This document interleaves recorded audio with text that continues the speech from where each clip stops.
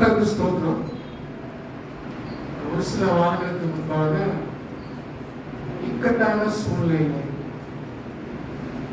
நாம் என்ன செய்ய வேண்டும், எப்படி நடந்து கொள்ள வேண்டும், இக்கட்டான சூழ்நிலையில ஆண்டவர் நமக்காக என்ன செய்கிறார், நாம் என்ன செய்ய வேண்டும் அப்படின்னு சொல்லிட்டு நம்ம தியானித்தோம். ஞாபகம் இருக்குங்களா?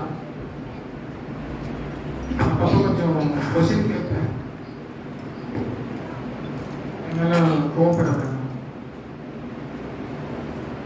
கேள்வி கேட்க அப்படின்னு சொல்லி ஞாபகம் இருக்குங்களா? இக்கட்டான சூழ்நிலையில மலை போல இருக்கிற ஒரு பிரச்சனை மத்தியில நாம என்ன செய்யணும், ஆண்டவர் என்ன செய்வார் அப்படின்னு சொல்லிட்டு அந்த கல்யாணத்துல இயேசு கிறிஸ்து தண்ணீரை திராட்சரசமாக மாற்றின அந்த நிகழ்வை எடுத்து நம்ம தியானிச்சோம் இல்லைங்களா? ஞாபகம் வந்துச்சுங்களா? ஞாபகம் வந்துச்சா? ஆமென். இன்றைக்கு தியானிக்க போகிற செய்தியின் தலைப்பு இயற்கைக்கு அப்பாற்பட்ட தேவனுடைய அனுக்கிரகம். ஆமென். தேவனுடைய அனுக்கிரகம் மட்டுமல்ல, இயற்கைக்கு அப்பாற்பட்ட தேவனுடைய அனுக்கிரகம். ஆமென். ஆண்டவர் இயற்கைக்கு அப்பாற்பட்டவர். ஆமென். எத்தனை விசுவாசம்? ஆமென்.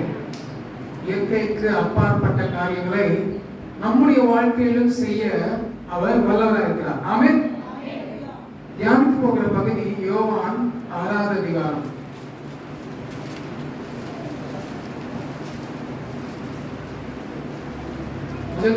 முதல் வசனத்திலிருந்து படிக்கலாம். அதுக்கு முன்பாக ஒரு இன்ட்ரோடக்ஷன். நம்முடைய அனுதின வாழ்க்கையில நாம் செய்கிற வேலையில, நம்முடைய உறவுகள்ல, நம்முடைய சிந்தனைகள்ல பலவிதமான நெருக்கமான சூழ்நிலைகளை நாம் சந்திக்கிறோம். ஆமென். கடினமான சூழ்நிலைகளை நாம் சந்திக்க வாய்ப்புண்டு. அந்த சூழ்நிலைகளை எல்லாம் நம்முடைய விசுவாசத்தின் மூலமாக நாம் கடந்து செல்கிறோம். அப்படிப்பட்ட சூழ்நிலைகள்ல ஒரு பர்டிகுலரான ஒரு விஷயத்தை மட்டும் இன்னைக்கு நாம் பார்க்கலாம். அது என்னன்னா, ஒரு விஷயத்தை செய்து முடிக்கணும், ஆனா அதற்கு செய்வதற்கான திராணியோ, அதை செய்து முடிப்பதற்கான ஞானமோ, அறிவோ, இல்ல கையில காசோ, எந்த விஷயமாக இருக்கட்டும், நம்ம கையில இல்லாம இருக்கலாம், நம்ம கிட்ட இல்லாம இருக்கலாம். அப்படிப்பட்ட சூழ்நிலைகள் இல்லைங்களா? பல இக்கட்டான சூழ்நிலைகள், பல கஷ்டமான சூழ்நிலைகள் நம்ம கடந்து வருகிறோம். ஆனா ஒரு பர்டிகுலர் விஷயம் மட்டும் இன்றைக்கு நம்ம ஃபோக்கஸ் பண்ணலாம். என்னன்னா, நமக்கு திராணி இல்லாத ஒரு சூழ்நிலை, நம்மால செய்ய முடியாத ஒரு சூழ்நிலை, நம்ம கிட்ட ரிசோர்சஸ் இல்லாத ஒரு சூழ்நிலை, ஒரு பயங்கரமான பெரிய விஷயத்தை செய்வதற்கு நம்மிடம் தேவையான அளவு திராணி இல்லை, பணம் இல்லை, ஞானம் இல்லை, அறிவில்லை, புத்தி இல்லை. இப்படிப்பட்ட ஒரு சூழ்நிலையில இயற்கைக்கு அப்பாற்பட்ட ஆண்டவருடைய அனுக்கிரகம் செயல்படும். ஆமென். நம்முடைய ஞானம் அல்ல, நம்முடைய புத்தி அல்ல, நம்முடைய அறிவும் அல்ல, ஆண்டவருடைய ஒரே ஒரு விஷயம் அனுக்கிரகம், கிருபை. ஆமென். அந்த ஒரு பர்டிகுலர் சினாரியோவை எடுத்துட்டு எப்படி இது யோவான் 6வது அதிகாரத்துல நம்ம பார்க்க முடியும். ஆண்டவர் இயேசு அவர் பூமியில வாழ்ந்த காலத்துல இப்படிப்பட்ட ஒரு சூழ்நிலையில எப்படி அவர் செயல்பட்டார், சீஷர்கள் எப்படி செயல்பட்டார்கள், எப்படி சிந்தித்தார்கள் அப்படின்னு சொல்லிட்டு நம்ம பிரித்து ஆராய்ந்து பார்ப்போம். அவன் யோவான் 6வது அதிகாரம் படிப்போம். நான் படிக்கிறேன், எல்லா இடத்துல நீங்க எடுக்கிறேன். முதல் வசனத்திலிருந்து இவைகளுக்கு பின்பு அப்படின்னு சொல்லிட்டு போட்டிருக்கு. எவைகளுக்கு பின்புன்னு சொல்லிட்டு நம்ம பார்க்கலாம். பட் முதல்ல அதை படிச்சு முடிச்சிடலாம். இவைகளுக்கு பின்பு இயேசு திபேரியா கடல் என்னப்பட்ட கலிலேயா கடலில் அக்கறைக்கு போனார். எல்லாரும் கவனிக்கலாம். குவிஸ் இருக்குது, நான் கேள்வி கேட்பேன். நடுவில் இந்த வார்த்தைகள்லாம் மையில் வச்சுக்கோ. சாக்லேட்லாம் தர மாட்டேன். திபேரியா கடல் என்னப்பட்ட கலிலேயா கடலின் அக்கறைக்கு போனார். அவர் வியாதிக்காரரிடத்தில் செய்த அற்புதங்களை திரளான ஜனங்கள் கண்டபடியால் அவருக்கு பின் சென்றார்கள். இயேசு மலையின் மேல் ஏறி அங்கே தம்முடைய சீஷருடனே கூட உட்கார்ந்தார். அப்பொழுது யூதருடைய பண்டிகையாகிய பஸ்கா சமீபமாக இருந்தது. இயேசு தம்முடைய கண்களை ஏறெடுத்து, கவனிக்கலாம், இயேசு தம்முடைய கண்களை ஏறெடுத்து திரளான ஜனங்கள் தம்மிடத்தில் வருகிறதை கண்டு பிலிப்புவை நோக்கி, இவர்கள் சாப்பிடத்தக்கதாக அப்பங்களை எங்கே கொள்ளலாம் என்று கேட்டார். யார்கிட்ட கேட்கிறாங்க? யார்கிட்ட? பிலிப்பு கிட்ட கேட்கிறார். இயேசு தாம் செய்ய போகிறதை அறிந்திருந்தும், நான் என்ன செய்ய போறேன்னு தெரியும், இருந்தாலும் நான் கேள்வி கேட்கிறேன் அந்த மாதிரி, தாம் செய்ய போகிறதை அறிந்திருந்தும் அவனை சோதிக்கும்படி இப்படி கேட்டார். பிலிப்பு அவருக்கு பிரதியுத்தரமாக, இவர்கள் ஒவ்வொருவரும் கொஞ்சம் கொஞ்சம் எடுத்துக்கொண்டாலும் 200 பணத்துக்கு அப்பங்களும் இவர்களுக்கு போகாதே என்றான். நான் ஏன் பொறுமையா படிக்கிறேன் அப்படின்னா, திரும்ப நம்ம படிக்க மாட்டோம், ஏதோ மைண்ட்ல இருக்கணும், மைண்ட்ல இருந்தாதான் புரியும், அப்படின்னால பொறுமையா படிக்கிறேன். எல்லாரும் கவனிக்கலாம். அப்பொழுது அவருடைய சீஷரில் ஒருவனும் சீமோன் பேதுருவின் சகோதரனும் ஆகிய அந்திரேயா அவரை நோக்கி, இங்கே ஒரு பையன் இருக்கிறான், அவன் கையில் 5 வார்கோதுமை அப்பங்களும் 2 மீன்களும் உண்டு, ஆனாலும் அவைகள் எத்தனை ஜனங்களுக்கு எம்மாத்திரம் என்றான். ஜனங்களை உட்கார வையுங்கள் என்றார் இயேசு. அந்த இடம் மிகுந்த புல்லுள்ளதாயிருந்தது. பந்தி இருந்த புருஷர்கள் ஏறக்குறைய 5000 பேராயிருந்தார்கள். இயேசு அந்த அப்பங்களை எடுத்து ஸ்தோத்திரம் பண்ணி சீஷர்களிடத்தில் கொடுத்தார். சீஷர்கள் பந்தி இருந்தவர்களுக்கு கொடுத்தார்கள். அப்படியே மீன்களையும் அவர் எடுத்து அவர்களுக்கு வேண்டிய மட்டும் கொடுத்தார். அவர்கள் திருப்தி அடைந்த பின்பு அவர் தம்முடைய சீஷர்களை நோக்கி, ஒன்றும் சேதமாய் போகாதபடிக்கு மீதியான துணிக்கைகளை சேர்த்து வையுங்கள் என்றார். கவனிக்கிறீங்களா?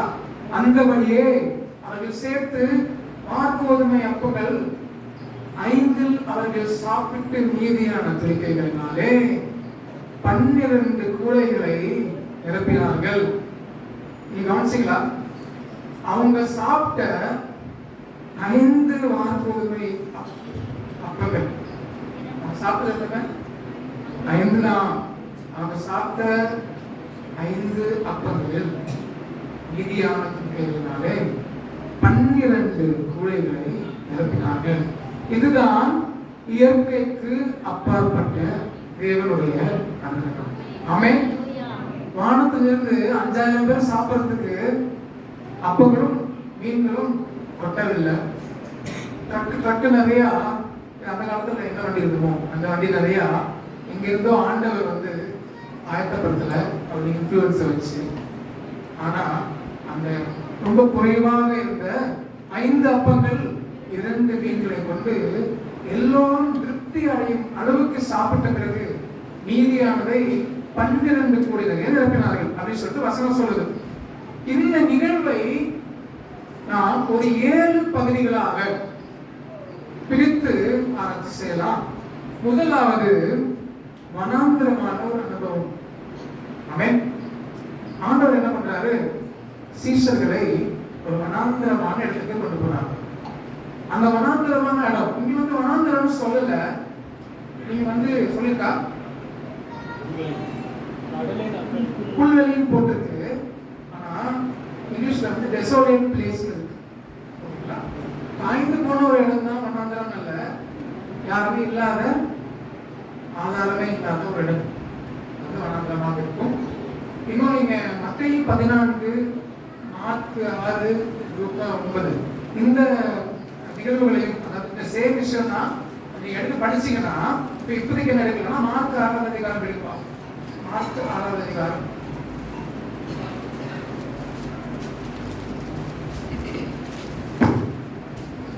30வது வசனத்துல இருந்து நான் படிக்கிறேன். அப்பொழுது அப்போஸ்தலர் இயேசுவினிடத்தில் கூடி வந்து தாங்கள் செய்தவைகளை உபதேசித்தவைகளையும் அவருக்கு அறிவித்தார்கள். அவர் அவர்களை நோக்கி, வனாந்தரமான ஓரிடத்தில் தனித்து சற்றே இளைப்பாறும்படி போவோம், வாருங்கள் என்றார். ஏனெனில் வருகிறவர்களும் போகிறவர்களும் அநேகராய் இருந்தவர்களால் போஜனம் பண்ணுகிறதுக்கும் அவர்களுக்கு சமயம் இல்லாமல் இருந்தது. ஆமென். எங்க போறாங்க? வனாந்தரமான ஒரு இடம். ஒவ்வொரு சுவிசேஷத்திலையும் கிறிஸ்தான விஷயத்தை வந்து யோவான் என்ன பண்றாரு, அழகா எழுதுறாரு. அவருக்கு வனாந்திரம் என்று குறிப்பிடல, ஆனா மற்ற சுவிசேஷங்கள்ல வனாந்திரம் என்று குறிப்பிடப்படுகிறது. ஒரு மலை மேல் ஏறுகிறதாகவும் குறிப்பிடப்படுகிறது. இந்த இடம் எங்கன்னு கேட்டீங்கன்னா எங்க சொல்லுங்க பாப்போம்? திபேரியா கடல். ஆமென். திபேரியா கடல் தான் கலிலேயா கடல். கலிலேயா கடல் பக்கத்துல ஒரு சில இடங்கள் இருக்கு. அந்த இடத்துல ஒண்ணுதான் பெத்சாயிதா அப்படின்ற ஒரு இடம். சரிங்களா? இந்த பெத்சாயிதான்ற இடம் பக்கத்துல தான் வந்து இயேசு கிறிஸ்து ஊழியம் செய்துட்டு இருக்கும் போது வனாந்தரமான ஒரு இடத்துக்கு கொஞ்சம் ரெஸ்ட் எடுக்கலாம், போலாம் அப்படின்னு சொல்லிட்டு போறாங்க.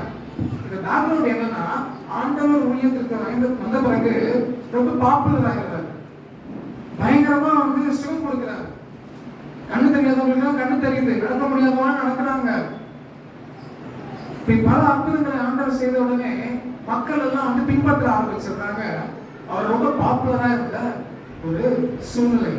அவங்க சாப்பிடுறதுக்கு நேரம் இல்லை, அவங்க ஸ்கெடியூல் வந்து ஃபுல்லாவே இருக்கு, வருவாங்க சுகம் கொடுப்பாரு, அந்த மாதிரி இருக்கு.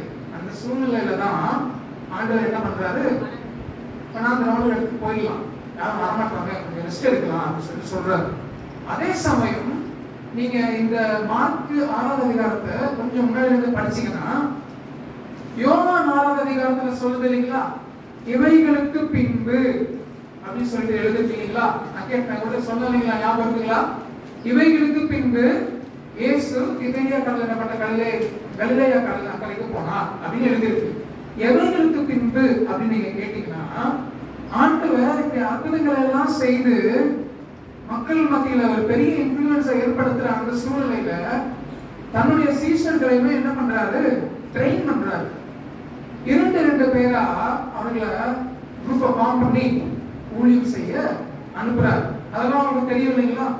நீங்க 6வது அதிகாரம் முதல்ல இருந்து படிச்சீங்கன்னா 2 பேரை அனுப்புறாரு. நீங்க இது பண்ணுங்க, இது பண்ணாதீங்க அப்படின்னு சொல்லிட்டு அவங்க அனுப்புறாரு. அவங்களும் போயிட்டு என்ன பண்றாங்க, ஊழியம் செய்துவிட்டு அவங்களுடைய பேர்னால, ஆண்டவருடைய பேர்னால பிசாசுகளை ஓட்டவும், குணப்படுத்தவும், சுகப்படுத்தவும் அவங்க எல்லாத்தையும் பண்ணிட்டு திரும்பி வராங்க. அதையும் படிப்போமா? 6வது அதிகாரம் 12வது வசனத்துல இருந்து 13வது வசனம். மார்க்கு 6.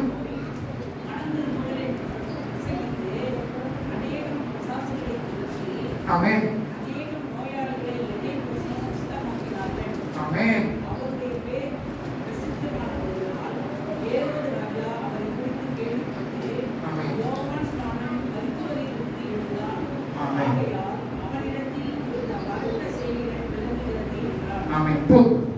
நீங்க பாத்தீங்களா, அவருடைய நாமம், அவர் பேரு ரொம்ப பிரசித்தமாயிடுச்சான். இவங்களும் போய் ஊழியம் செய்யறாங்க, இவங்களும் அற்புதம் செய்யறாங்க இயேசு கிறிஸ்து நாமத்தினால. இதுதான் வந்து அந்த இருந்த ஒரு சூழ்நிலை. அவங்க ஊழியெல்லாம் முடிச்சுட்டு என்ன பண்றாங்க, இயேசு கிறிஸ்து வந்து சொல்றாங்க, ஆண்டவரே உங்களுடைய நாமத்தினால நாங்க பிசாசெல்லாம் துரத்தணும், ஆண்டவரே நாங்க சுகமெல்லாம் கொடுத்தோம், உங்களுடைய நாமத்தினால பிசாசெல்லாம் கீழ்ப்படிது அப்படின்னு சொல்லிட்டு பயங்கரமா ஆச்சரியப்பட்டு ஆண்டவர் பேசியிருப்பாங்க. ஏன்னா இதுவரைக்கும் இயேசு கிறிஸ்து சுகம் கொடுத்து அற்புதங்களை செய்து பார்த்த சீஷர்கள் தாங்களே அற்புதங்களை செய்கிற அளவுக்கு இருக்கிறதை பார்த்து அவங்க வியந்து போய் ஆண்டவர்கிட்ட வந்து பேசியிருப்பாங்க. அப்பதான் ஆண்டவர் என்ன பண்றாரு, வாங்க நம்ம போய் ரெஸ்ட் எடுக்கலாம் அப்படின்னு சொல்லிட்டு கூப்பிட்டு போறாரு. இந்த முன்னாடி நடந்த நிகழ்வுகள் எல்லாம் மிகவும் முக்கியமானவைகள். இதெல்லாம் மைண்ட்ல வச்சுக்கோங்க. ஆண்டவர் என்ன பண்றாரு, சீஷர்களை அனுப்புறாரு. இது வரைக்கும் அற்புதமே செய்யாத சீஷர்கள் அற்புதம் செய்து திரும்புறாங்க. அவங்களுடைய மினிஸ்ட்ரியில சக்சஸ்ஃபுல்லா திரும்பி வராங்க. பயங்கர கான்பிடண்டா இருக்கிறாங்க. ஆண்டவரே இதெல்லாம் நாங்க செஞ்சுட்டோம் அப்படின்னு சொல்லிட்டு திரும்பி வராங்க. அந்த சூழ்நிலை என்ன பண்றாரு ஆண்டவர், அவர்களை கூட்டிட்டு போயிட்டு ஒரு மலை மேல வனாந்தரமான இடத்துல கூட்டிட்டு போறாங்க. முதலாவது அனுபவம் வனாந்தரமான அனுபவம். ஆமென். இந்த வேத பகுதியை 6-7 பகுதிகளாக பிரிக்கலாம் நான் சொன்னேன். முதலாவது பகுதி வனாந்தரமான அனுபவம். வனாந்தரம்னா என்ன? உங்களுக்கு என்ன புரியுது? வனாந்தரம் என்ற வார்த்தையை சொல்லும் போது நீங்க சொல்லலாம், கஷ்டமான ஒரு சூழ்நிலை. ஆமென். உங்களுக்கு தெரிஞ்சதை சொல்லலாம், தப்பே கிடையாது. சொல்லுங்க. தண்ணி இல்லாத இடம். ஆமென். பேசிக்கான அடிப்படையான வசதிகளே இல்லாத இடம். வேற வெறுமையான ஒரு இடம், எதுவுமே இல்லை, ஒரு ஆளே இல்லை பேசுறதுக்கு, அப்படிப்பட்ட ஒரு சூழ்நிலை. வேற சூடு அதிகமா இருக்கு, வெயில் அதிகமா இருக்கு. வேற டிஸ்கஸ் பண்றாங்க. சொல்லுங்க. சரி, நீங்க எல்லாம் சொன்னதுதான் வனாந்தரமான ஒரு அனுபவம். அப்படின்னா பழைய ஏற்பாட்டு காலத்துல இஸ்ரவேல் ஜனங்க ஃபேஸ் பண்ணாங்க இல்லைங்களா? அவங்க ஃபேஸ் பண்ணது லிட்டரலான வனாந்தரம். தண்ணி இருக்காது, சாப்பாடு இருக்காது, ஒண்ணுமே இருக்காது. சரிங்களா? அப்படிப்பட்ட அனுபவத்துல நம்ம இப்ப இருக்கிறவங்க கேட்டா கிடையாது. ஆனா இந்த காலகட்டத்திலே டெக்னாலஜி எல்லாம் பயங்கரமா வளர்ந்து, விவசாயம் எல்லாம் பயங்கரமா வளர்ந்து, எல்லாருக்கும் சாப்பாடு கிடைக்கிற, பஞ்சமே இல்லாமல் இருக்கிற இந்த காலகட்டத்திலே வனாந்தரம் என்றால் என்ன? நம்முடைய வாழ்க்கையிலே, ஆவிக்குரிய வாழ்க்கையிலே வனாந்தரம் என்றால் என்ன? ஏன்னா இந்த வனாந்தரம் நம்முடைய ஆவிக்குரிய வாழ்க்கையில மிகவும் முக்கியமான ஒரு பகுதி. அனைவரும் வனாந்தரத்தின் வழியாக செல்ல வேண்டும். இந்த வனாந்தரத்தின் வழியாக செல்வதற்கு 2 காரணங்கள் உண்டு. ஒன்று, நம்மளே அதுக்கு காரணம். எடுத்துக்காட்டு மோசே. மோசே என்ன பண்ணான்? வேற போய் படிக்க வேண்டாம். 2 பேர் சண்டை போட்டுட்டு இருக்காங்க. எகிப்தியனும் இஸ்ரவேலனும் நடுவில் புகுந்து என்னுடைய ஜனத்திற்கு நான் சப்போர்ட் பண்றேன்னு சொல்லிட்டு எகிப்தியனை போட்டு அடிச்சு கொண்டுடுவான். இன்னொரு கொண்டுட்டு அப்படியே சீக்கிரட்டா இருந்துருக்காங்க, யாருக்கும் தெரியாது அப்படின்னு. இன்னொரு 2 எபிரேயர்கள் இஸ்ரவேல் ஜனங்களே சண்டை போடுறாங்க. அவங்க கிட்ட போய் சண்டை போடாதீங்க, ஏன் சண்டை போடுறீங்க அப்படின்னு பேச போகும்போது, நீ என்ன பண்ண எனக்கு தெரியும், எங்களையும் கொண்டது வந்திருக்கியா அப்படின்னு சொன்ன உடனே, ஐயோ தெரிஞ்சு போச்சா, பதவிச்சு போல இருக்கு அப்படின்னு சொல்லிட்டு ஓட்டம் பிடிக்கிறான் மோசே. எங்க போறான்? வனாந்தரத்திற்கு போய் தான் செய்த கிரியையின் மூலமாக, நாம் செய்கிற கிரியைகளின் மூலமாக, நம்முடைய பிஹேவியர்ஸ் மூலமாக நம்ம என்ன பண்றோம்? வனாந்தரத்திற்கு போவதற்கான வாய்ப்புகள் உண்டு. வாய்ப்புகள் உண்டு இல்ல, வனாந்தரத்துக்குள்ள நாம் செல்கிறோம். இரண்டாவது, இங்க நம்ம பார்க்கிறோம் இல்லைங்களா, இஸ்ரவேல் ஜனங்களை பார்க்கிறோம் இல்லைங்களா, ரொம்ப சீக்கிரமா கானான் தேசத்துக்கு போகிற பாதையை விட்டு அவங்க திரும்ப எகிப்துக்கு ஓடி போயிடுவாங்க. சரியான நாள் இல்ல அப்படின்னு சொல்லிட்டு ஆண்டவர் என்ன பண்றாரு? சிறந்த சமுத்திரத்தை 2ஆக பிளந்து, ரொம்ப கஷ்டமான வேலை அதெல்லாம் பிளந்து அவனை நம்ப வச்சு அவங்களோட அப்படியே கூட்டு போய் விசுவாசத்துல அவர்களை வளர்த்து, அப்புறமா மண்ணாலாம் புளிய வச்சு, காளைகள் எல்லாம் கொடுத்து, நான்வெஜ் கொடுத்து, இப்படி வனாந்தரத்தின் வழியாக இஸ்ரவேல் ஜனங்களை ஆண்டவரே வழிநடத்துகிறார். இன்னொரு எக்ஸாம்பிள் இதுதான். யோவான் 4ஆம் அதிகாரத்துல வாங்க நம்ம ரெஸ்ட் எடுக்கலாம் அப்படின்னு சொல்லிட்டு ஆண்டவர் எங்க கூட்டு போறாரு? வனாந்தரத்துக்கு கூட்டு போறாரு. ரெஸ்ட் எடுக்கிற இடமா வனாந்தரம்? சரி, கொஞ்சம் புல்லு இருந்துச்சுன்னு சொல்றாங்க, பரவாயில்ல. ஆனா வனாந்தரத்துக்கு கூட்டு போறாரு. 2 வகையில் ஆண்டவர் நம்மை வழிநடத்துகிறார். வனாந்தரத்தின் உள்ளாக, நம்முடைய சொந்த செயல்களின் மூலமாக. இரண்டாவது, ஆண்டவரே வழிநடத்துகிறார். ஏன் வழிநடத்துகிறார் அப்படின்னு பாத்தீங்கன்னா, வசனம் யோவான் 6ஆம் அதிகாரத்தை எடுத்துக்கலாம்.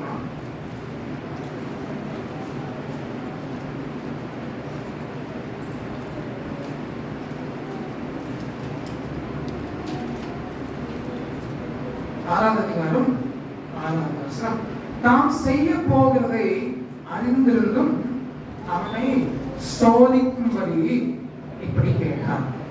ஏன் ஆண்டவர் வழி நடத்துறாரு? தான் செய்ய போறதை அவர் அறிந்திருக்கிறார். அவனை சோதிக்கும்படி, பிலிப்புவை சோதிக்கும்படி அப்படின்னு அவர்கிட்ட கேட்கிறார். அதே போலவே நம்மை சோதிக்கும்படி ஆண்டவர் சோதிக்கிறவர் அல்ல. நம்முடைய விசுவாசத்திலே நாம் வளருவதற்காக ஆண்டவர் என்ன பண்றாரா? வனாந்தரத்தின் வழியாக நம்மை கொண்டு செல்கிறார். அப்போ ரொம்ப கிளியரா புரிஞ்சுக்கணும் அப்படின்னா, வனாந்தரம் என்பது நமக்கு இந்த காலகட்டத்திலே சப்போர்ட் பண்றதுக்கான யாருமே கிடையாது, உதவி செய்வதற்கு யாரும் கிடையாது, தாங்குவதற்கு யாரும் கிடையாது, ஆலோசனை கொடுப்பதற்கு யாரும் கிடையாது. நமக்கு இருக்கிற ஞானம் அந்த சூழ்நிலை போதாமல் இருக்கிற ஒரு சூழ்நிலை தான் இந்த காலகட்டத்திலே வனாந்தரம் என்று நாம் சொல்லலாம். முதலாவது பகுதி முடிந்தது. இரண்டாவது பகுதி, இப்படிப்பட்ட ஒரு சூழ்நிலையிலே நீங்களாம் வந்து இயேசு கிறிஸ்து சீஷர்களாக இருக்கீங்கன்னு நாமெல்லாம் இருக்கிறோம் நினைச்சுப்போம், இமேஜின் பண்ணிப்போம். அந்த மலையில நாம் இருக்கிறோம், அவங்க மேல ஏறுறத பார்த்துட்டு மக்கள் எல்லாமே வராங்க. அவங்கள பார்த்து ஆண்டவர் என்ன பண்றாரு? மெய்ப்பன் இல்லாத ஆடுகளை போல இருக்கிறாங்களேன்னு சொல்லிட்டு மனசுல ஃபீல் பண்ணிட்டு என்ன பண்றாரு? அவர்களுக்கு உபதேசிக்கவும் அவர்களை சுகப்படுத்தவும் ஆண்டவர் தோணுகிறார். அந்த நாள் முழுசும் அப்படியே கடந்து போயிடுது. சாயங்காலம் ஆயிடுது. சாயங்காலம் ஆனவனே என்ன பண்றாரு? இவங்களுக்கெல்லாம் சாப்பாடு கொடுக்கணும் அப்படின்னு சொல்லிட்டு ஆண்டவர் வந்து சொல்றாரு. இன்னொரு இடத்துல வந்து மார்க்கு மத்தியில பார்த்தோம்னா, சீசர்களே வந்து ஆண்டவர் இவங்க அனுப்பிச்சு விட்டுருக்காரு.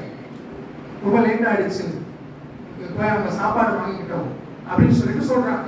இரண்டாவது பகுதி என்னன்னா, இப்படிப்பட்ட ஒரு வனாந்தரமான பகுதியில நாம் இருக்கும் போது நாம் என்ன சிந்திக்கிறோம்? நாம் எதை குறித்து சிந்திக்கிறோம்? இப்படிப்பட்ட ஒரு தேவை இருக்கிறது. யார்கிட்ட போய் கேட்கலாம்? யார்கிட்ட கடன் வாங்கலாம்? யார் நமக்கு உதவி செய்வார்? இவங்க கிட்ட போய் போலாமா? அவங்க கிட்ட போலாமா? இது செஞ்சா கரெக்டா இருக்குமா? அது செஞ்சா கரெக்டா இருக்குமா? ஒரே ஒரு கேள்வி, வனாந்தரமான சூழ்நிலை நீங்க கேட்கிற கேள்வி என்ன? நான் கேட்கிற கேள்வி என்ன? உங்களுடைய ஆதாரம் என்ன? வனாந்தரமான சூழ்நிலையில நம்முடைய ஆதாரம் என்ன? What is your source? Where is your source? உங்களுடைய ஆதாரம் எங்கே இருக்கிறது? உங்களுடைய ஆதாரம் எது? எதை நீங்கள் ஆதாரமாக நினைத்துக் கொண்டிருக்கிறீர்கள் வனாந்தரமான சூழ்நிலையில? அப்படின்றதுதான் அதுதான் இரண்டாவது பகுதி. அப்போ என்ன பண்றாங்க? லூக்கா 9ஆம் அதிகாரம் 12வது வசனம் படிச்சோம் அப்படின்னா, லூக்கா 9ஆம் அதிகாரம் 12வது வசனம், சாயங்காலம் ஆகிற போது பன்னிருவரும் சேர்ந்து வந்து அவரை நோக்கி, நாம் இருக்கிற இடம் வனாந்தரமா இருக்கிறது, சுற்றி இருக்கிற ஊர்களிலும் கிராமங்களிலும் ஜனங்கள் போய் தங்கி போஜன பதார்த்தங்களை சம்பாதித்துக் கொள்ளும்படி அவர்களை அனுப்பிவிட வேண்டும் என்றார்கள். ஆமே. நீங்க அந்த அந்த அந்த சூழ்நிலையை கொஞ்சம் இமேஜின் பண்ணி பாருங்க. கொஞ்சம் கொஞ்சமா மக்கள் வந்துட்டே இருக்காங்க. ஆண்டவர் அற்புதம் செஞ்சுட்டே இருக்காரு. இன்னும் வந்துட்டே இருக்காங்க. சாயங்காலம் ஆயிடுச்சு, யாருமே சாப்பிடல. ஏன்னா சாப்பிடல வந்து குறிப்பிடப்படல. யாருமே சாப்பிடாத சூழ்நிலை, எல்லாருமே டயர்டா இருக்காங்க. அப்போ சீஷர்கள் வந்துட்டு என்ன பண்றாங்க? ரொம்ப லேட் ஆயிடுச்சு, இதுக்கு மேல என்ன பண்ண முடியும், நீங்க கொஞ்சம் அனுப்பிச்சு விட்டுருங்களேன் அப்படி சொல்றாங்க. எந்த சீஷர்கள்? அற்புதங்கள் எல்லாம் செய்து, அதிசயங்கள் எல்லாம் செய்து, விசுவாசிகளை எல்லாம் ஓட்டி ரொம்ப கான்பிடண்டா இருக்கிற சீஷர்கள் என்ன பண்றாங்க? அந்த சூழ்நிலையில நடக்கிற விஷயங்களை பார்த்துட்டு என்ன பண்றாங்க? ஆண்டவரே அனுப்பிச்சு விட்டுருங்க அப்படின்னு சொல்றாங்க. ஆனா யோவான்ல என்ன எழுதப்பட்டிருக்கு பாருங்களேன். இயேசு நம்முடைய கண்களை ஏறெடுத்து திரளான ஜனங்கள் தம்மிடத்தில் வருகிறதை கண்டு நான் என்ன புரிஞ்சுக்கிறேன்னா, மக்கள் வந்துட்டே இருக்காங்கன்றதான் புரிஞ்சுக்கிறேன். பிலிப்புவை நோக்கி, இவர்கள் சாப்பிடத்தக்கதாக அப்பங்களை எங்கே கொள்ளலாம் என்று கேட்டார். ஆமென். யோவான் என்ன சொல்லப்பட்டிருக்கு? ஆண்டவரே என்ன பண்றாரு? இவங்கெல்லாம் சாப்பிடுறதுக்கான அப்பங்களை எங்க போய் வாங்கலாம் அப்படின்னு சொல்லி கேட்கிறாரு. எத்தனை பேர் அங்க இருந்தாங்களாம்? புருஷர்கள் மட்டும் 5000 பேர் இருந்தாங்க. அப்போ ஆண்டவர் கேட்கிறப்போ பிலிப்பு மற்றும் மற்ற சீஷர்களுடைய மனநிலையை யோசிச்சு பாருங்கள.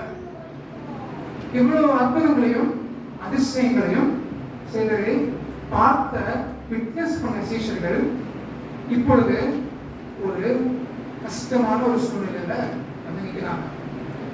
அந்த சூழ்நிலை புரிதுங்களா அவர்கிட்ட? ஆண்டவர் என்ன பண்றாரு? உங்களுக்கு சாப்பாடு கொடுக்கணும் அப்படின்னு சொல்றாரு. அவங்க என்ன சொல்றாங்க? அனுப்பிச்சு விட்டுருங்க அப்படின்னு சொல்றாங்க. உடனே ஆண்டவர் சொல்றாரு, நீங்களே கொடுங்க அப்படின்னு சொல்றாங்க. நீங்களே கொடுக்கலாம். எப்படிங்க கொடுக்கிறது? அவங்க மனநிலைமை எப்படி இருந்திருக்கும் யோசிச்சு பாருங்களேன். ஆண்டவர் ரொம்ப ரெஸ்பெக்ட் பண்ண ஆட்கள் தான் அவங்க. சில பேர் வந்துட்டு இருக்காங்க, ரெஸ்ட் எடுக்கலாம்னு கூட்டு வந்தீங்க, ரெஸ்ட் எடுக்கலாம்னு கூட்டு வந்துட்டு நீங்க வேலையே பண்ணிட்டு இப்ப கடைசியில வந்து சாப்பாடு கொடுங்கன்னு சொல்றீங்க அப்படின்னு நினைச்சிருப்பாங்க. அதுதான் சொல்றாங்க. சாயங்காலம் ஆகிற போது 12 பேரும், இதுல வந்து யூனிட்டி வந்துருச்சு அவங்களுக்கு.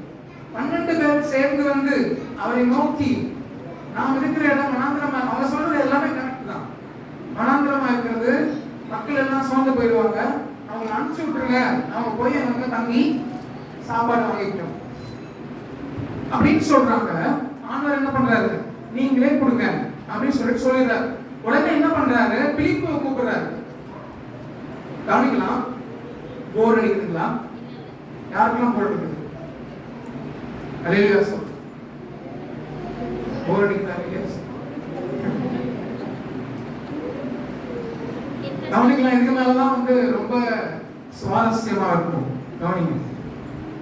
இப்ப யார்கிட்ட ஆண்டவர் கேள்வி? பிலிப்புக்கு என்ன கேட்கிறாரு? இவங்களுக்கெல்லாம் சாப்பாடு எங்க போய் வாங்கலாம்னு கேட்கிறாரு. ஏங்க பிலிப்புட்ட கேட்கணும்? யோசிக்கிறேன், சொல்லுங்க. யாராவது தெரிஞ்சிருந்தா சொல்லுங்க. நான் யோசிச்சேன். யோவான் அழகா மற்றவங்க எழுதாத எழுதிருக்கிறாரு. இங்க ரொம்ப ஒரு அற்புதமான விஷயம் இருக்கு. எல்லாரும் சிந்திக்கலாம், யோசிக்கலாம். ஏன் பிலிப்பு கிட்ட ஆண்டவர் இவங்களுக்கெல்லாம் போய் வாங்குறதுக்கு எங்க இடம், எங்க போய் வாங்கலாம் அப்படின்னு சொல்லிட்டு ஏன் பிலிப்பிட்ட கேட்கிறாரு? யோசிக்கல. நான் வந்து ஆன்சர் முன்னாடியே சொல்லிட்டேன். நல்லா யோசி, சிந்திங்க. அற்புதமா செஞ்சிருக்காங்க. அந்த இடம் இருக்கு இல்லைங்களா, பெத்சாயிதா, கலிலேயா கடல். அந்த பெத்சாயிதாவுடைய அந்த பட்டணத்தை சேர்ந்தவன்னா பிலிப்பு. பிலிப்பு, அந்திரேயா, சீமோன் எல்லாருமே எந்த ஊர்க்காரங்க? பெத்சாயிதா ஊர்க்காரங்க. அதனால பிலிப்பை கூப்பிட்டு ஆண்டவர் கேட்கிறாரு. ஏன்னா பிலிப்புக்கு அந்த ஏரியா தெரியும், அந்த ஊர் தெரியும், அந்த ஊர்க்காரன் பெத்சாயிதா ஊர்க்காரன் பிலிப்பு. அதனால பிலிப்பை கூப்பிட்டு இவங்க சாப்பாடு வாங்க, எங்க போய் வாங்குறது அப்படின்னு சொல்லிட்டு ஆண்டவர் கேட்கிறார். அதற்கு பிலிப்பு என்ன சொல்றான்? என்ன சொல்றாரு படிப்போமா? பிலிப்பு அவருக்கு பிரதித்திரமாக, இவர்களில் ஒவ்வொருவரும் கொஞ்சம் கொஞ்சம் சாப்பிட்டாலும் 200 பணத்துக்கு அப்பங்கள் இவர்களுக்கு போதாதே சொல்றான். அற்புதங்களை அதிசயங்களை பார்த்த சீஷர்கள் ரொம்ப கான்பிடண்டா வந்து ஆண்டவர் கிட்ட இதெல்லாம் நாங்க செஞ்சோம் அப்படின்னு சொன்ன சீஷர்கள் இப்ப என்ன பண்றாங்க? அவங்க அனுப்பிச்சு விட்டுருங்க அப்படின்னு சொல்றாங்க. அது ஓகே தான். ஆனா ஆண்டவர் இவங்களுக்கு சாப்பாடு கொடுக்கணும்னு சொன்ன பிறகு கூட அவருடைய சிந்தனையில எப்படி யோசிக்கிறாங்க? 200 பணம் இருந்தா கூட இவங்களுக்கு சாப்பாடு வாங்கி கொடுக்க முடியாது. வாங்கி கொடுக்கறதுக்கு இடம் இருக்குது, இந்த ஊர் எனக்கு தெரியும், இந்த வழி எனக்கு தெரியும். பிலிப்பு நீங்க யோசிச்சு பாத்தீங்கன்னா, பிலிப்பு வந்து 12 பேர்ல ஒருத்தனா, அற்புதங்களையும் அதிசயம் செய்து வந்த ஆளு தான், ரொம்ப கான்பிடண்டா இருக்கிற ஆள் தான், அந்த ஊரெல்லாம் அவருக்கு தெரிஞ்ச ஆள் தான். இருந்தாலும் அவர் என்ன சொல்றாரு? போய் வாங்கலாம் ஆண்டவரே, ஆனா 200 பணம் வேணும் அப்படின்னு சொல்றாரு. 200 பணம் அப்படின்னா 7 மாசம் 8 மாசம் சம்பளம். 7 மாசம் 8 மாசம் சம்பளம் இருந்தாதான் அத்தனை பேருக்கு சாப்பாடு வாங்க முடியும். வாங்கினா கூட அது பத்தாது, எல்லாருக்கும் கொஞ்சம் கொஞ்சம் கொடுத்தாலும் சொல்றாரு. இப்போ நாம் சிந்திக்க வேண்டிய இடம் இதுதான். நமக்கு செலவு செய்வதற்கு, நம்முடைய அறிவை பயன்படுத்துவதற்கு, நம்முடைய திராணி பற்றாமல் இருக்கும் சூழ்நிலைகளிலே நம்முடைய ஆதாரம் யார்? நம்முடைய சோர்ஸ் என்னங்க? பேங்க்ல வச்சிருக்கிற காசா? நம்முடைய உடலில் இருக்கிற ஆரோக்கியமா? வெல்லலாம். நம்முடைய ஆதாரம் இப்படிப்பட்ட சூழ்நிலைகள்ல என்ன? நாம் நம்பி இருக்கிற மனிதர்களா? இங்க அவருடைய ஆதாரம் என்ன என்று ஆண்டவர் சிந்திக்க செய்தார். சிஸ்டர்கள் எல்லாம் யோசிச்சிருப்பாங்க, எப்படி இவர் இத்தனை பேருக்கு சாப்பாடு கொடுக்க சொல்றாரு அப்படின்னு யோசிச்சிருப்பாங்க. அவங்க உடனே என்ன பண்ணாங்க, போய் எல்லாரையும் வாங்கிக்க சொல்லலாம் அப்படின்னு சொல்லிட்டு நினைச்சிட்டாங்க. மனிதர்களை நோக்கி பார்த்து போகிற ஒரு சூழ்நிலை நம்மிடத்தில் காணப்படுகிறதா? வனாந்திரமான இடத்துல நாம் இருக்கும்போது, தேவைகள் அதிகமாக இருக்கும்போது நாம் யாரை நோக்கி பார்க்கிறோம்? இயற்கைக்கு அப்பாற்பட்ட அனுக்கிரகத்தை செய்கிற ஆண்டவரையா, இல்ல மனிதர்களை நோக்கி பார்க்கிறோமா? நாம் சிந்தித்துக் கொள்ளலாம். இது இரண்டாவது பகுதி. முதல் பகுதி என்ன சொன்னாங்க? வனாந்திரம். இன்னொரு 10 நிமிஷத்துல முடிச்சிடலாம். இரண்டாவது பகுதி, வனாந்திரத்திலே உங்களுடைய சோர்ஸ் என்ன? உங்களுடைய சோர்ஸ் யாரு? யாரிடத்திலே நீங்கள் நோக்கி பார்க்கிறீர்கள்? வனாந்திரத்துல உங்களிடத்திலே திராணி இல்லாத சூழ்நிலையில, உங்களுக்கு அறிவு இல்லாத சூழ்நிலையில, உங்களுக்கு புத்தி இல்லாத சூழ்நிலையில, உங்களுக்கு எக்ஸ்பீரியன்ஸ் இல்லாத சூழ்நிலையில, உங்களுக்கு பணம் இல்லாத சூழ்நிலையில நீங்க யாரை நோக்கி பார்க்கிறீர்கள்? அதுதான் இரண்டாவது. சீஷர்கள் எங்க பார்த்தாங்க? போய் கடையில போய் வாங்கிக்கலாம் அப்படின்னு பார்த்தாங்க. ஆண்டவர் என்ன பண்ணாங்க? அவர் வேற திட்டம் வச்சிருந்தாரு. தாம் செய்ய போகிறது என்ன என்று அவர் அறிந்திருந்தபடியால் அவனை சோதிக்கும்படி இப்படி கேட்டார். நம்முடைய வாழ்க்கையிலும் ஆண்டவர் நம்மை வனாந்தரத்தின் வழியாக கொண்டு செல்லும் போது நம்முடைய விசுவாசம் விருத்தி அடையும்படியாக தான் அவர் கொண்டு செல்கிறார். அவர் செய்ய போகிறது நம்முடைய வாழ்க்கையில இன்னதென்று அவருக்கு தெரியும். ஆமென். வனாந்தரத்திலே இஸ்ரவேல் ஜனங்கள் முறுமுறுத்தார்கள். நாங்க வெள்ளரிக்காய் சாப்பிட்டோம், எங்களுக்கு உடனே கிடைக்க மாட்டேங்குது. நாங்க பூண்டு சாப்பிட்டோமா, வெங்காயம் சாப்பிட்டோமா? சாப்பிட்டோம். அதெல்லாம் இங்க இல்ல. ஒரு 4 சாப்பிட்டு இருக்கிறாங்க. தண்ணி கூட கிடைக்க மாட்டேங்க. ஆண்டவர் வழி நடத்துறாரு. நாம பார்த்தா மேகஸ்தம்பம் இருக்கு. இரவுல அற்புதமா இயற்கைக்கு அப்பாற்பட்ட வண்ணம் அக்கினி ஸ்தம்பம் இருக்கு. ஆண்டவர் எவ்வளவு அற்புதமாக அன்பு கூர்ந்து தேர்ந்தெடுத்து இந்த ஜனங்களை வழி நடத்தினா, எங்களுக்கு நான்வெஜ் வேணும் அப்படின்னு சொல்லிட்டு முறுமுறுக்கிறாங்க. எங்களுக்கு தண்ணி இல்ல அப்படின்னு முறுமுறுக்கிறாங்க. சிவந்த சமுத்திரத்தை ரெண்டா பிளந்து வழி நடத்தினாங்க. தண்ணி தர மாட்டாரா? அவருக்கு தெரியாதா? வசனம் சொல்லுது, தாம் செய்ய போகிறது இன்னதென்று அவர் அறிந்திருந்தபடியால் அவனிடத்தில் அப்படி கேட்டார். நான் எப்படி சொல்வேன்னா, தாம் செய்ய போகிறது இன்னதென்று அவர் அறிந்திருக்கிறபடியினால் நம்மை வனாந்தரத்தின் வழியே ஆண்டவர் வழி நடத்துவார். ஆமென். அந்த சூழ்நிலையில நாம என்ன பண்ணணும்? கம்ப்ளைண்ட் பண்ணக்கூடாது. ஆண்டவருக்கு பிடிக்காத முதல் விஷயம் பெருமை. ஆண்டவருக்கு பிடிக்காத ஈக்குவலான விஷயம் முறுமுறுப்பு. அது இல்லை, இது இல்லை,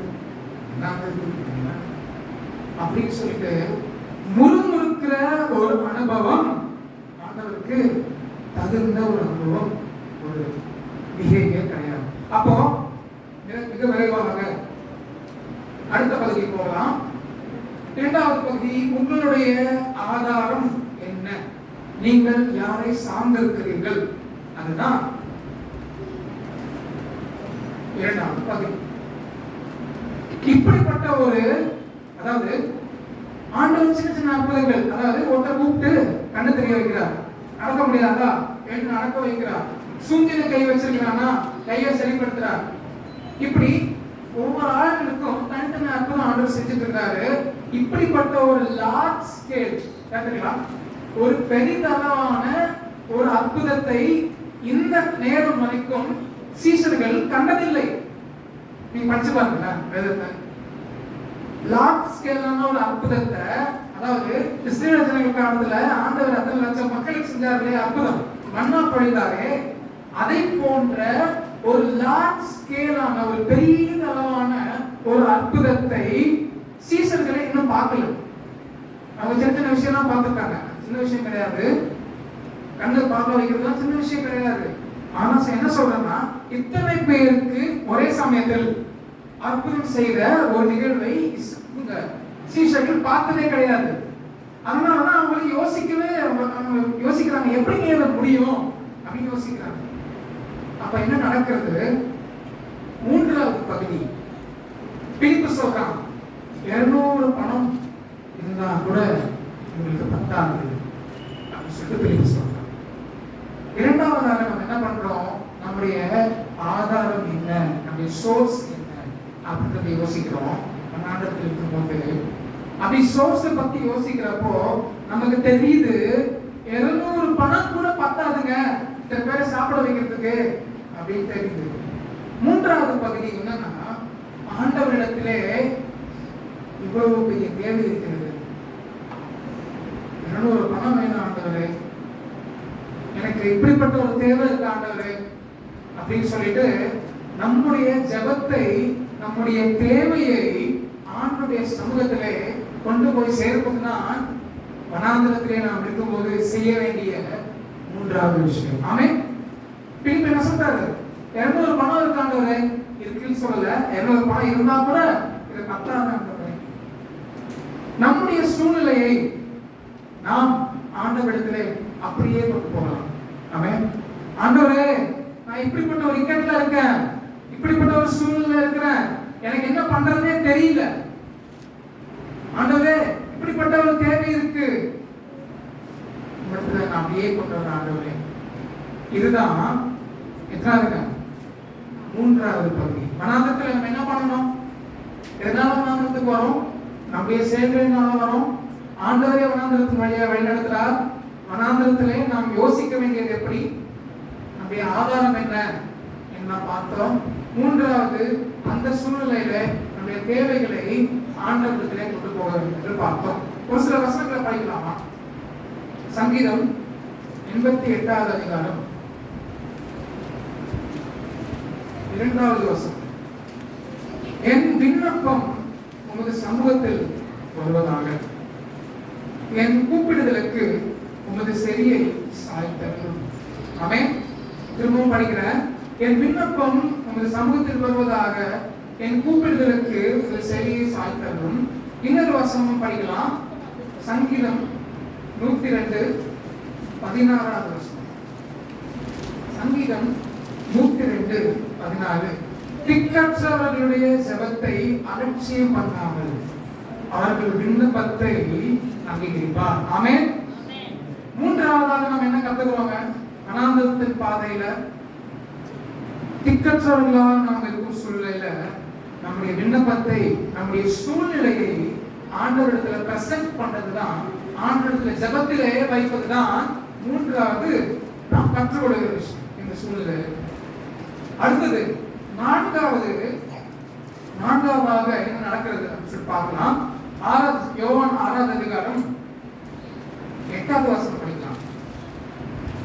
அப்பொழுது அவருடைய சீஷரில் ஒருவனும் சீமோன் பேதுருவின் சகோதரனும் ஆகிய அந்திரேயா அவரை நோக்கி, இங்கே ஒரு பையன் இருக்கிறான், கவனிக்கிறீங்களா? அவன் கையில் 5 வார்கோதுமை அப்பங்களும் 2 மீன்களும் உண்டு, ஆனாலும் அவைகள் எத்தனை ஜனங்களுக்கு?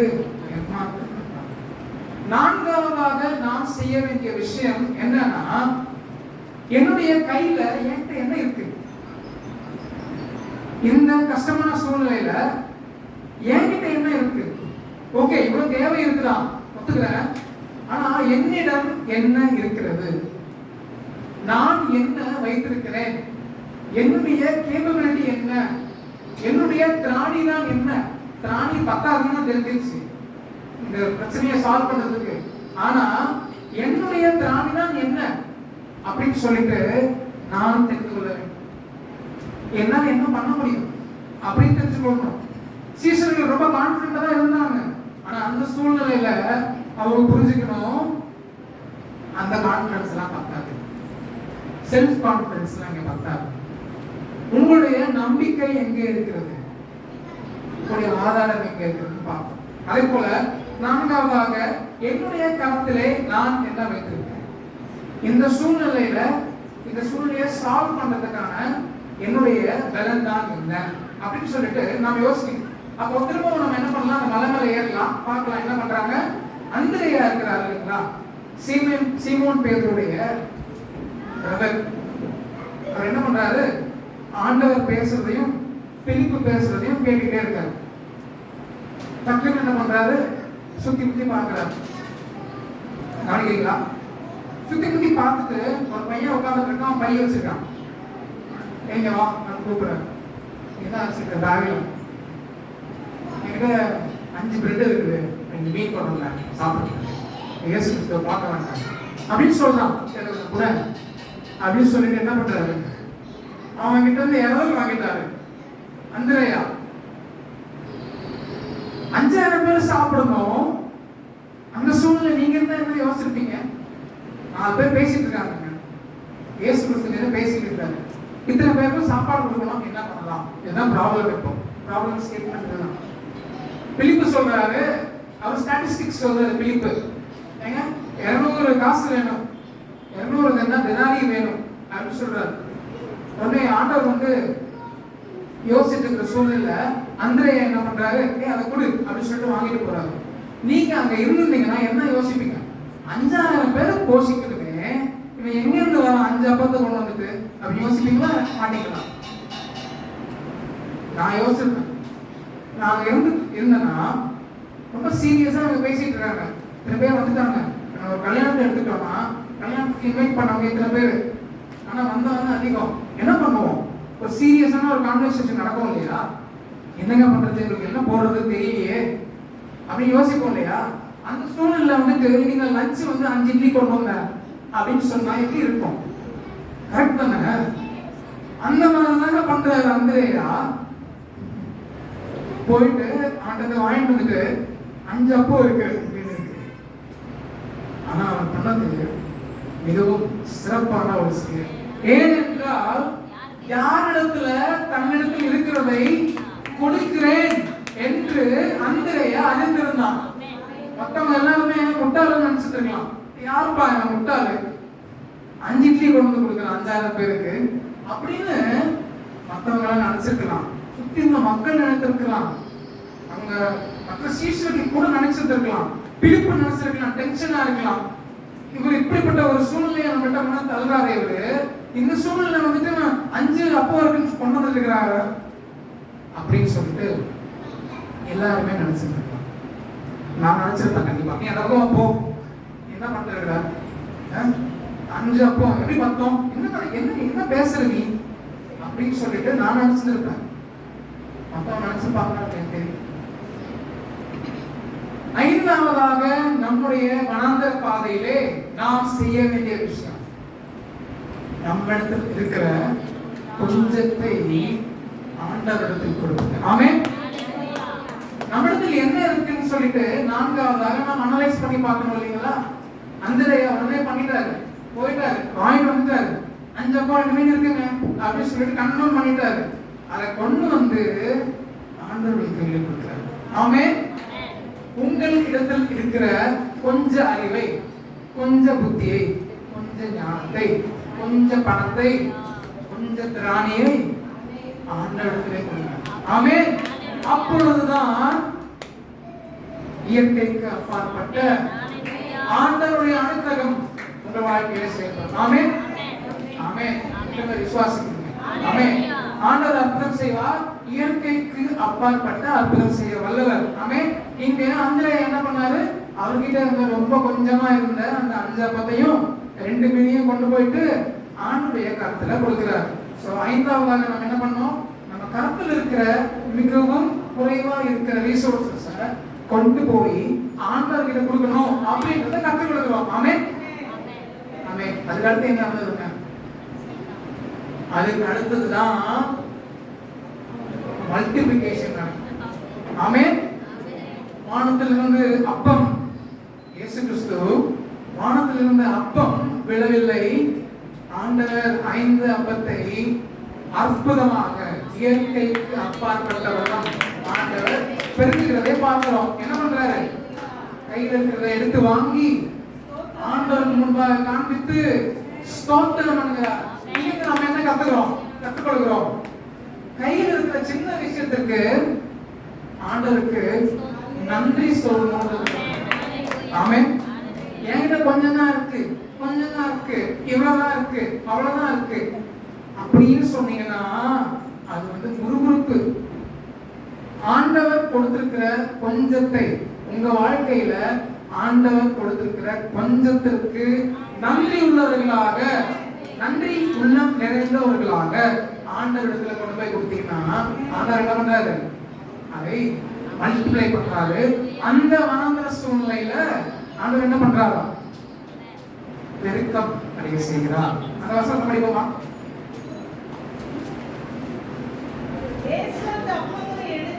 ஆமென். ஸ்தோத்திரம் பண்ணி சீஷர்கள் எடுத்து கொடுத்தார். சீஷர்கள் பன்னிரண்டு கொடுத்தார்கள். அப்படியே மீன்களையும் அவர் எடுத்து அவர்களுக்கு வேண்டிய மட்டும் கொடுத்தார். ஆமென். வேண்டிய மட்டும் 5 அப்பம் 5000 பேருக்கு வேண்டிய மட்டும் சாப்பிடும் அளவுக்கு போதுமானதா இருந்தது. 2 மீன்களும் கூட தான். அவர்கள் திருப்தி அடைந்த பின்பு 5வதாக என்ன பார்த்தோம்? நன்றி செலுத்தணும், ஆண்டவருக்கு கொடுக்கணும். 6வதாக கொடுத்த உடனே மல்டிபிகேஷன் நடக்குது. 7வதாக நாம் திருப்தி அடைகிறோம். நம்முடைய சுய பலத்தினால் அல்ல, ஆண்டவருடைய இயற்கைக்கு அப்பாற்பட்ட அனுக்கிரகத்தினால் நாம் திருப்தி அடைகிறோம். 7வதாக 8வதாக ஒரு விஷயம் எக்ஸ்ட்ரா ஆட் பண்ணிக்கிறேன். 8வதாக திருப்தி அடைந்த பின்பு இருக்கிற ரிசோர்சஸ்ல இருந்து ஆண்டவர் என்ன பண்ணுவாரு? மீதம் எடுக்க வைப்பார். ஆமென். இதுதான் விஷயம். நம்ம நம்முடைய செயல்கள் மூலமாகவோ இல்ல ஆண்டவரே வனாந்தரத்துக்கு வழியாக இருந்த போது ஆண்டவர் எந்த சூழ்நிலையுமே கைவிடுறதில்லை. மோசே அவன் செய்ய தவறு நிமித்தம் ஓடி போனான் வனாந்தரத்துல. அந்த வனாந்தரத்துல தான் ஆண்டவர் மோசேக்கு தென்பட்டார். ஆமென். நம்முடைய வனாந்தரத்திலும் நமக்கு திராணி இல்லாத சூழ்நிலையிலும், ஞானம் இல்லாத சூழ்நிலையிலும், மனம் இல்லாத சூழ்நிலையிலும், நம்மளால செய்ய முடியல அப்படின்ற ஒரு கஷ்டமான சூழ்நிலை கூட ஆண்டவர் அற்புதமாக இயற்கைக்கு அப்பாற்பட்டவனும் அற்புதம் செய்ய ஆண்டவர். ஆமென். 8வதாக நாம் சாப்பிட்டு அந்த பிரச்சனையெல்லாம் சால்வ் பண்ணி திருப்தி அடைந்த பின்பு மீதம் எடுக்க வைப்பார். ஆமென். ஒரு இன்னொரு எக்ஸாம்பிள் படிக்கலாம், ஆனா டைம் போயிட்டே இருக்கு. 1 ராஜாக்கள் 17ஆம் அதிகாரம் எல்லாரும் படிச்சதுதான். நீங்க வீட்டுல போய் கூட படிச்சுக்கோங்க. சாதிபாத் இதனுடைய கதை தான். எதுவுமே இல்லை, கொஞ்சம் தான் மாவு இருக்கு, கொஞ்சம் எண்ணெய் இருக்கு. ரொம்ப ஷார்ட்டா சொல்லிடுறேன், கவனிக்கலாம். அந்த மாவை வச்சு அந்த எண்ணெயை வச்சு கடைசியா தன்னுடைய குழந்தைக்கு, தன்னுடைய பையனுக்கு அப்பம் செஞ்சு கொடுத்து சாப்பிட்டுட்டு அவன் அப்படின்னு சொல்லிட்டு இருந்துடலாம் அப்படின்னு சொல்லிட்டு தான் அந்த சாதிபாத் என்ன பண்றாங்க? போய் விரல் பண்ணிட்டு இருக்காங்க. நீங்க தெளிவா படிச்சீங்கன்னா ஆண்டவர் வழி நடத்துறார் எலியாவை.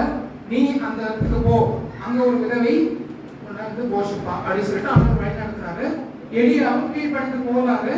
நீங்க நல்லா படிச்சீங்கன்னா ஒளிமுக வாசல் அப்படின்னு போட்டு, ஒளிமுக வாசல்னா அந்த சிட்டி இருக்கு இல்லைங்களா, அந்த சிட்டிக்கு ஒரு காம்பவுண்ட் இருக்கு அப்படின்னா அந்த என்ட்ரன்ஸ், அந்த சிட்டி இல்ல டவுன் இல்ல வில்லேஜ் வச்சுக்கோங்க, அந்த சிட்டியில சாதிபாத்துங்கிற அந்த இடத்துல என்ட்ரன்ஸ்ல என்ன பண்றாங்க? நம்ம விறகு போட்டிட்டு இருக்காங்க. எப்ப என்ட்ரன்ஸ்ல தான் வீடே இருக்கு போல. ஏன் சொல்றேன்னா, எலியா போன உடனே என்ன பண்றாரு? கொஞ்சம் தண்ணி கொண்டு வா அப்படின்னு சொல்றாரு. அந்த அம்மாவே ரொம்ப சோர்ந்து போய் என்ன பண்ண போறதுன்னு தெரியல, விரவை எதிர்காலத்தை கொடுத்து ஒரே கேள்விக்குறியா இருக்கு, என்ன பண்ண போறதுன்னு தெரியலையே அப்படின்ற ஒரு சூழ்நிலை தான் அவங்க விறக்கப்பட்டிருக்கிறப்போ யாருமே தெரியாத இந்த ஆளு போயிட்டு தண்ணி கொண்டு வா அப்படின்னு சொல்றாரு. அந்த அம்மா பாருங்களேன், யார் நீ, ஏன்டையா தண்ணி கேட்கிற அப்படின்னு சொல்லிட்டு அவங்க என்ன சொல்றாங்க? அடித்து போற சமயத்துல அவங்க என்ன சொல்லல, தண்ணி எடுக்க போறாங்க போறதுக்கு. திருப்பி கூப்பிட்டுட்டு எனக்கு சின்னதா ஒரு பிரெட்டு எடுத்துவாங்க, அடை செஞ்சு பண்ணுவாங்க அப்படின்னு சொல்றாரு. நம்ம சொல்றாங்க, எங்கிட்ட கொஞ்சமா மாவு இருக்கு, கொஞ்சமா என்ன இருக்கு, அதை வச்சு நாங்க சாப்பிட்டுட்டு செத்து போலான்னு இருக்கோம் அப்படின்னு சொன்ன உடனே அவர் சொல்றாரு, நான் படிக்கிறேன். அப்பொழுது எலியா, 1 அதிகாரம் 13வது வசனத்திலிருந்து, அப்பொழுது எலியா அவளை பார்த்து, பயப்படாதே, நீ போய் உன் வார்த்தையின்படி ஆயத்தப்படுத்து, ஆனாலும் முதல் அதில் எனக்கு ஒரு சிறிய அடையை பண்ணி எனக்கு கொண்டு வா, பின்பு உனக்கும் உன் குமாரனுக்கும் பண்ணலாம் அப்படின்னு சொல்றாரு. சொல்லி அந்த அம்மா போய் செய்யறாங்க. ஒரு சில வசனங்களை மிஸ் பண்ணிட்டேன்.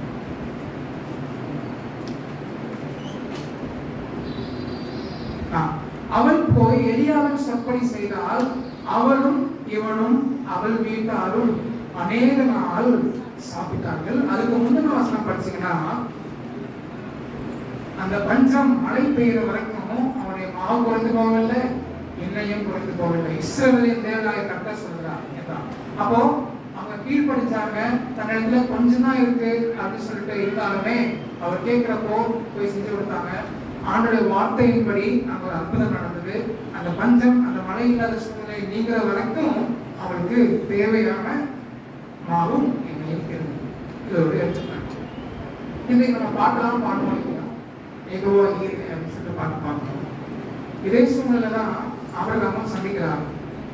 மலை மேல தன்னுடைய மகனை தூக்கிட்டு போறாரு.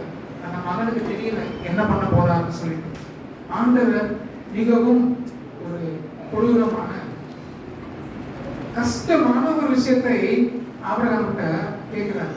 உன்னுடைய ஒரே பேரான ஏகசுதனை எனக்காக பலி கொடுக்க கொண்டு போ சொல்லிட்டு ஆபிரகாம் அந்த மலைக்கு எடுத்துட்டு போறாரு. எல்லாத்தையும் ப்ரிப்பேர் பண்றாரு. வேலைக்காரனை கீழே விட்டுட்டு மகனை மட்டும் கூட்டு போறாரு. போய் கட்ட ஆரம்பிக்கும் போது அந்த பையன் கேட்கிறான், அதுக்கு முன்னாடி கேட்டப்பா, ஆடு எங்கப்பா? வெட்டுறதுக்கு ஆடு இல்லையே, விறகு இருக்கு, எல்லாமே இருக்கு, கட்டி இருக்கு, ஆடு எங்க? அவர் ஆண்டவர் பார்த்துருவாரு. கட்டி அவனை கட்டிட்டு வெட்ட போகும்போது ஆண்டுடைய வார்த்தை கேட்குது, ஆபிரகாமே பிள்ளையான் மேல கை போடாத அப்படின்னு சொல்லிட்டு ஆண்டவர் சொல்றாரு. நீ இந்த விஷயம்லாம் செய்ததை பார்த்து உண்மையாகவே தேவனுக்கு பயந்தவன் என்று அறிந்திருக்கிறேன் அப்படின்னு சொல்லிட்டு ஆண்டவர் டெஸ்ட் பண்ணி புரிஞ்சுக்கிறாரு. அவன் விசுவாசத்துக்கு தகவனானா. உடனே திரும்பி பார்க்கிறப்போ ஒரு முள் புதர்ல ஒரு ஆட்டுக்கடா அதை எடுத்து வந்து அதை பலி கொடுக்கிறார். இதை போலவே நம்மிடத்தில் இருக்கிறவரை ஆண்டவருக்கு கொடுக்கும் போது எல்லாமே ஆண்டவருடைய பருவத்தில் பார்த்துக் கொள்ளப்படும். ஆமென். அந்த அர்த்தம் தான் வந்து யெகோவா ஈரே சொல்லிட்டு ஆபிரகாம் சொல்றாரு. அந்த இடத்துல யெகோவா ஈரேன்னு சொல்லிட்டு ஆண்டவருடைய பருவத்தில் எல்லாமே பார்த்துக் கொள்ளப்படும். ஆமென். நம்ம இடத்துல இருக்கிற சிறிய விஷயங்களை, கொஞ்சமாக இருக்கிற விஷயங்களை, அற்பமான ஆரம்பங்களை ஆண்டவரிடத்திலே கொண்டு வருவோம். நம்முடைய சொந்த பெயர் பலத்தின் மேலோ, சுய பலத்தின் மேலோ, அறிவின் மேலோ, ஞானத்தின் மேலோ சார்ந்து கொள்ளாமல் நாம் வனாந்திரத்திலே கடினமான சூழ்நிலை கடந்து போகும்போது ஆண்டவரையே நோக்கி பார்த்து அவரிடத்துல எல்லாவற்றையும் ஒப்படைக்கும் போது அற்புதமாக 5000 பேரையும் போஷித்து, ஆமென், சூப்பர் நேச்சுரலான இயற்கைக்கு அப்பாற்பட்டவர்கள் ஆண்டவர் 5000 பேரையும் போஷித்தது போல நம்மையும் நம்முடைய அனுதின வாழ்க்கையில நாம் கை செய்கிற விஷயங்களிலும் ஆண்டவர் ஆசீர்வதிப்பார் என்பதை நான் நம்புகிறேன். எல்லோரும் விசுவாசிக்க ஆசைப்படுகிறேன். ஆமென். கர்த்தர்